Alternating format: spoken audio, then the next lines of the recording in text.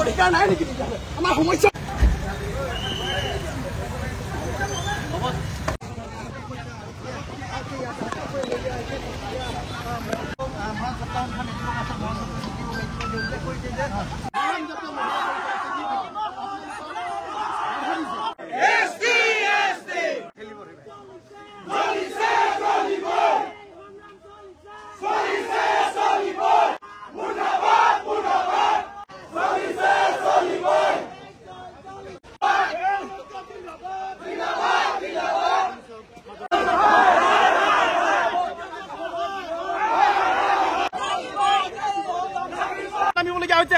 মৰাণক জনজাতিকৰণ দিম বুলি বিজেপি চৰকাৰে শাসনলৈ কাটি আহিছে।